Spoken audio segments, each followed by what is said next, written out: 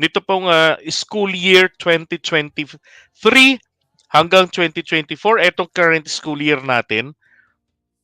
Anong tama sa utak meron kayo? At yun ang naisip yung sisihin? Sabi rito protest rallies are to be blamed for why the Department of Education was over 2 million short of its target enrollment for school year 2023-2024. According to Vice President and DepEd Secretary Sara Duterte, who is slammed ACT Teachers Party List, Rev. Franz Castro, for taking the drop in the figure against her.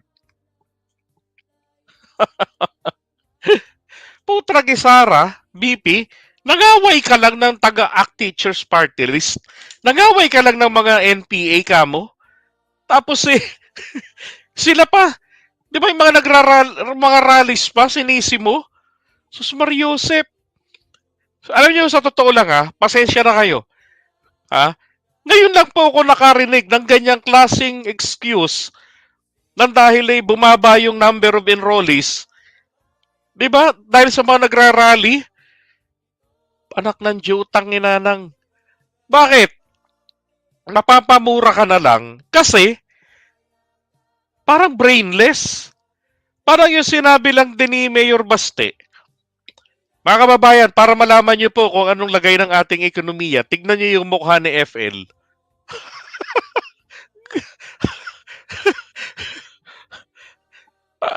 Ganun ba mga ganun ba mga anak ni dating Pangulong Duterte?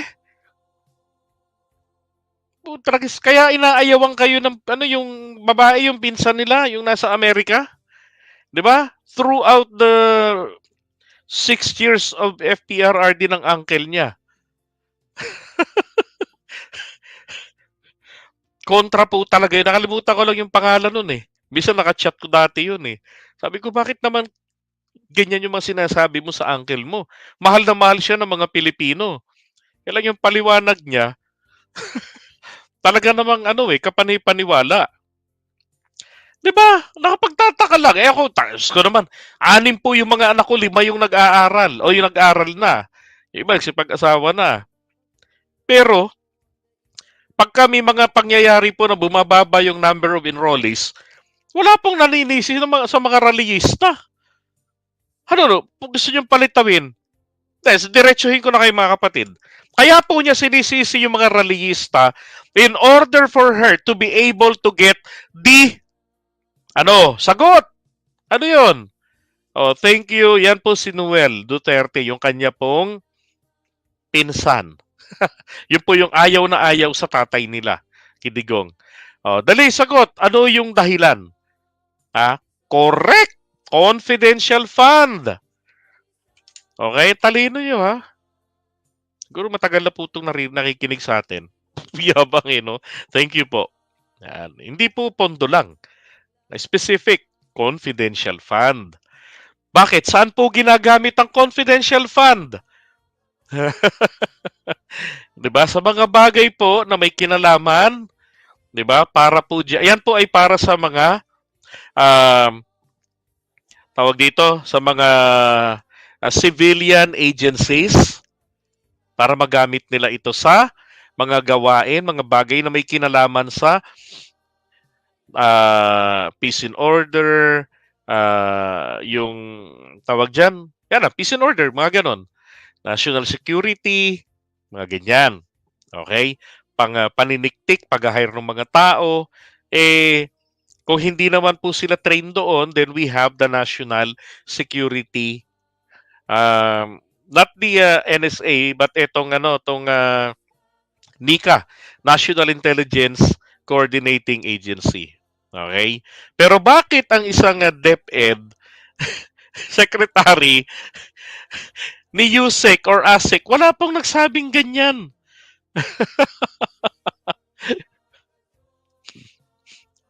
Anak ng baka, oo. Yeah, it's correct. The NICA. Di ba? Yung yung iba ginamit sa pagpapatanim ng puno. Diba? Mga seedlings, 1,000 trees. 1 million trees. Anak ng baka, oo. Yan lang po yung maliwanag dyan. Kasi po, utu-utu tayo dati. Dahil po naging matagumpay yung NTF-ELCAC, na credit naman po talaga sa tatay niya, di ba? Pinasalamatan natin yan, di ba? Kasi pag matino, pasalamatan natin, i-recognize natin. Bakit? Eh, anak ng baka, pera natin ang ginastos lahat dun eh. Oh. Kumbaga yung sweldo nila naging commensurate po yung kanilang aksyon dun po sa life-changing na sweldo nila buwan-buwan. 'Di ba? Kumbaga bawi-bawi lang. And yan ay ano yan, they're under obligation na gawin yan. 'Di ba? Pero para po i-blame, sisihin ang mga rally, tuwak ng baka. Yan po isang maliwanag pong kabubuhan. Diyos ko. Kaya nga naniniwala na ako eh. Mas magaling pa rito si Leni Robredo. Kung silang dalawa siguro magdidebate, tapos to. Bakit? Tignan yung logic nito ah. Ano sinabi niya dati? Doon sa yung doon sa ano sa uh, yung kumokontra daw, 'di ba? Sabi niya ang kumokontra sa ano ba 'yun? Paki-type kayo, nahanap ko yung card noon eh. Kaaway ng bayan. Anak ng baka, sabi ko, anong nangyari? Bakit, paano pumasok itong mga ganito sa isipan ni VP Sara? Yung maging parang masyadong komedyante. Hindi naman bagay. Di ba? Yeah, yung kontra sa bayan. Ang kumukontra sa confidential fund, kumukontra sa kapayapaan. Ang kumukontra sa kapayapaan ay kalaban ng bayan. Anak ng putak tiyo.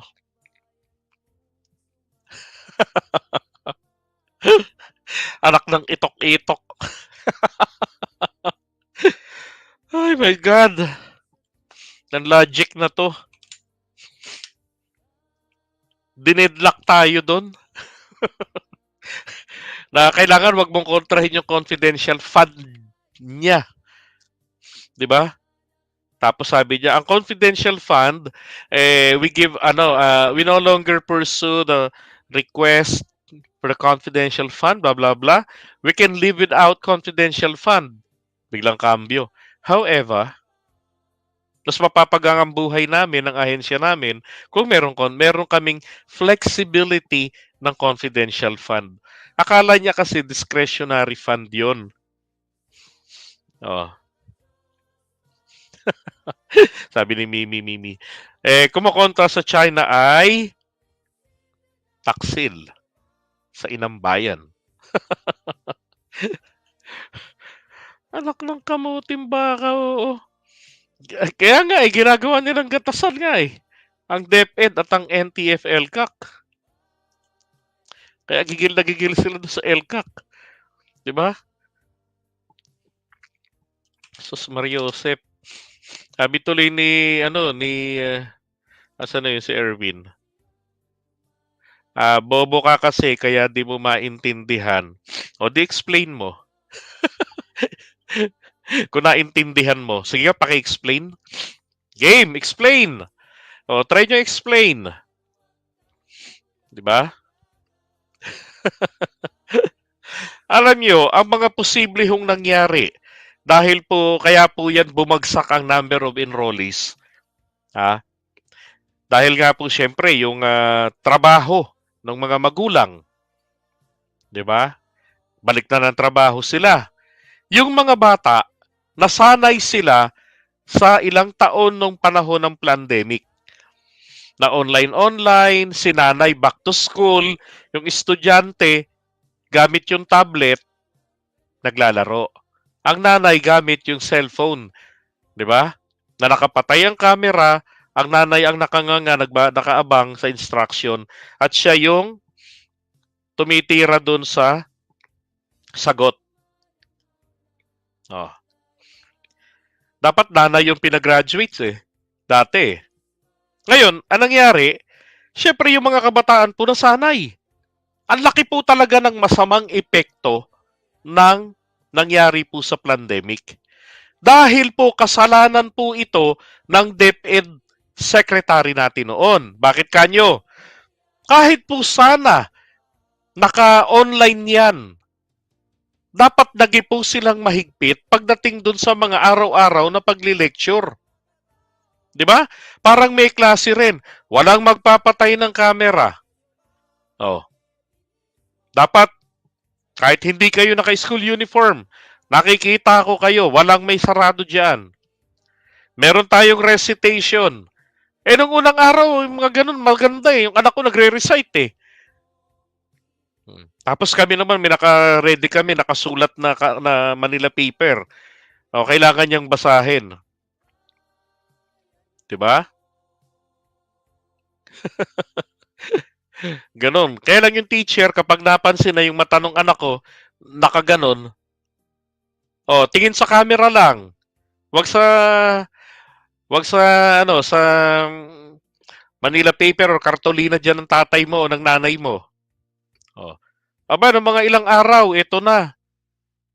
Wala na, sobrang luwag na.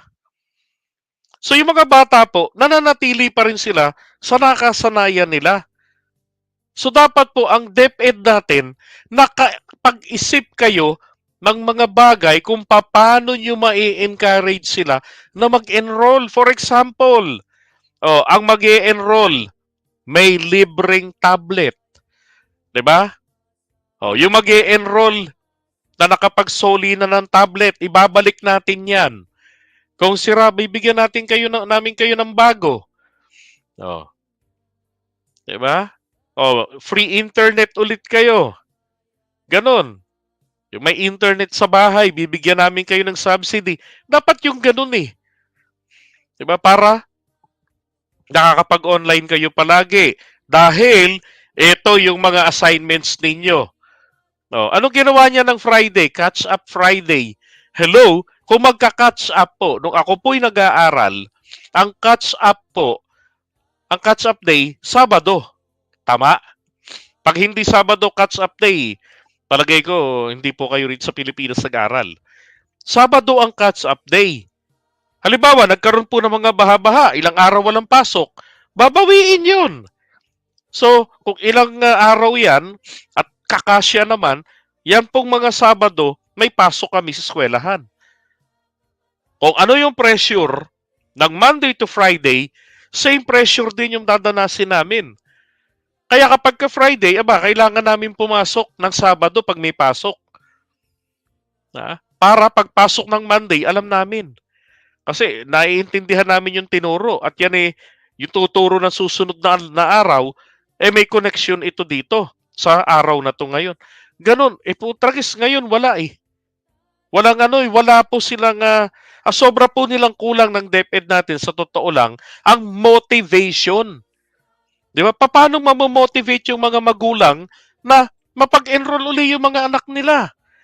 Nagtatrabaho sila, di ba? Dapat napaintindi na bago tayo nagka-pandemic, may trabaho po kayo. Yung mga anak nyo po, regular na pumapasok sa klase. Di ba? Religiously. So, balik na po kayo ron sa ganong klase. Sus,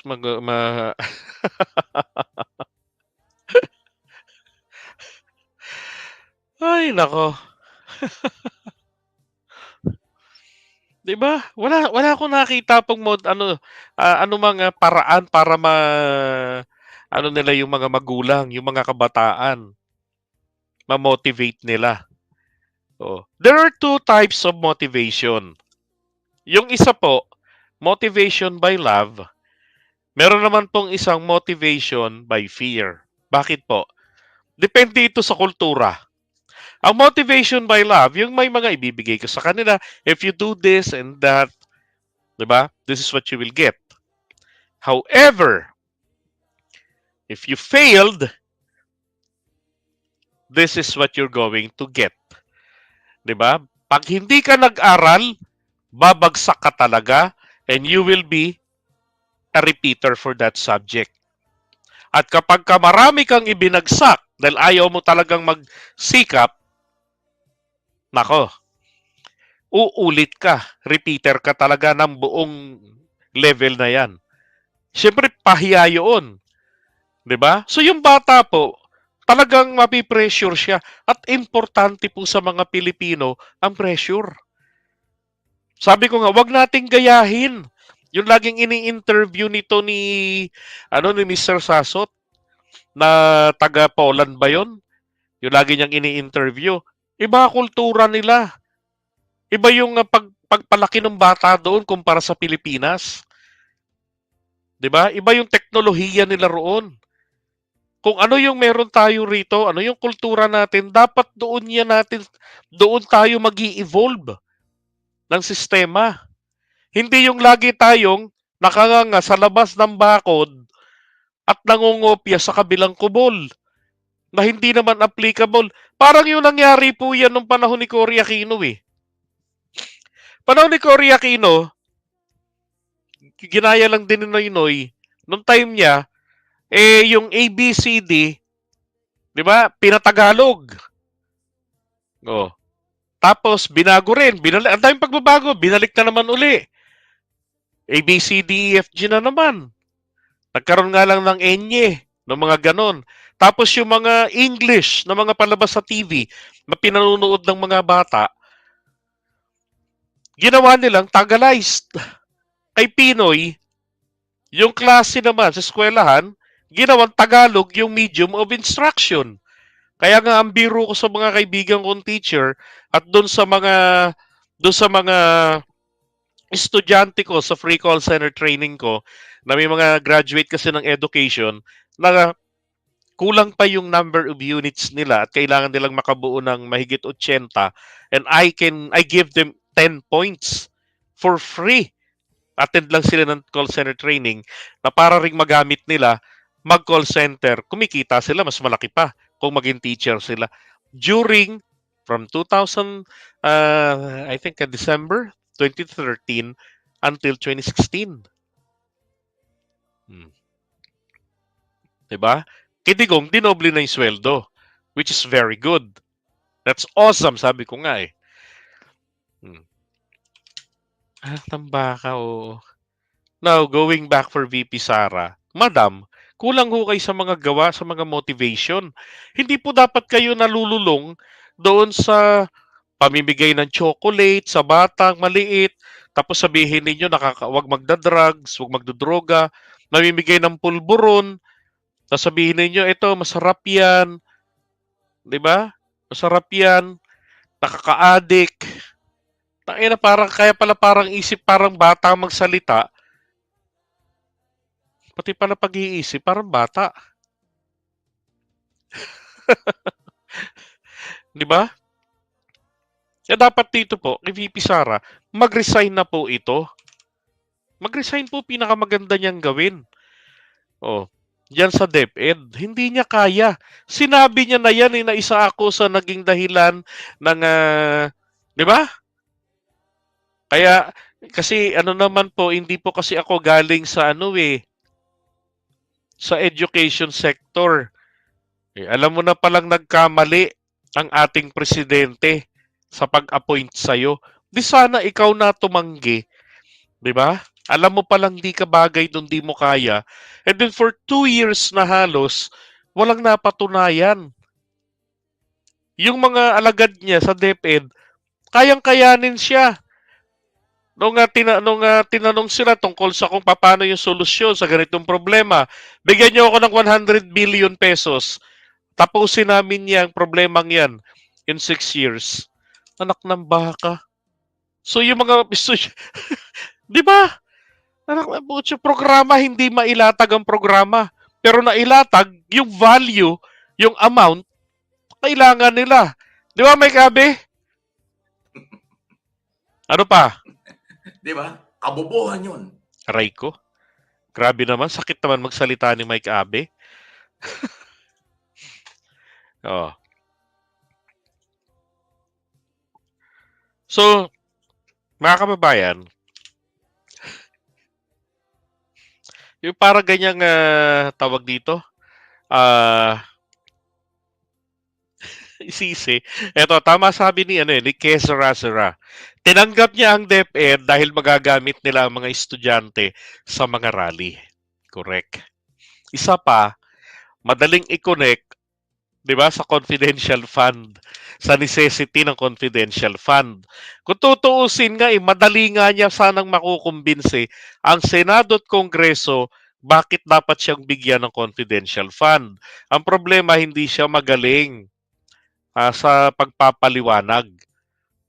'Di ba? Syempre kailangan mo ng talino diyan dahil i-cross-exam ka ng mga 'yan, 'di ba? Talagang i-scrutinize ka nilang lahat. So dapat alam mo, kaya mo silang kumbinsihin ang mga mambabatas doon sa Commission on Appointment. Naman, madam. And again, mga kapatid,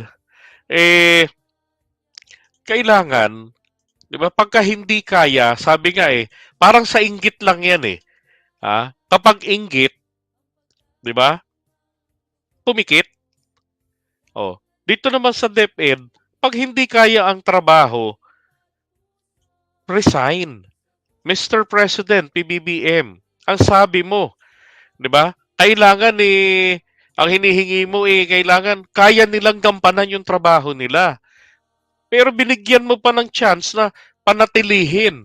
Tama lang naman po 'yun na hindi mo siya tanggalin dahil lamang po sa sumama ang loob ng inyong asawa dito po kay Secretary Sara Duterte ng DepEd. Pero sana po ay makita ninyo sa 17. Sana po manood kayo, makinig kayo sa gaganapin pong rally na kauna-unahang initiated ng mga vloggers.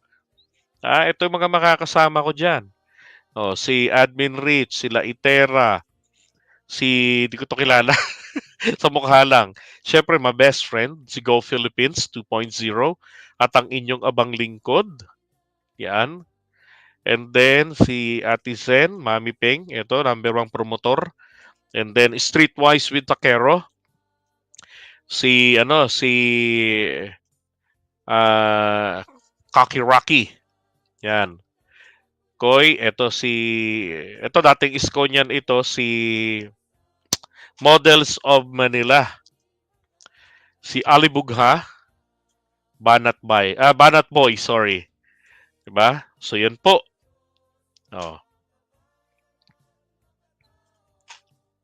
So, sa darating po May 17 yan, Mr. President, makinig po kayo. Marami pong channels and FB pages ang mapapanooran nyo. That's Munting Tinig. Okay, thank you. Diba? Ay, nako, DepEd Secretary, ewan natin. Kamusta ang Pilipinas pag laging ganyan?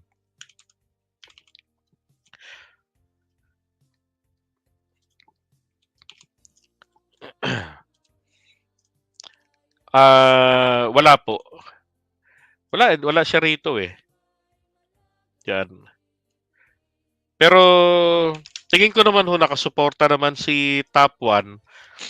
Yan. Ayaw niya kasi yung naglalabas. Hindi siya mahilig maglalabas si Top 1.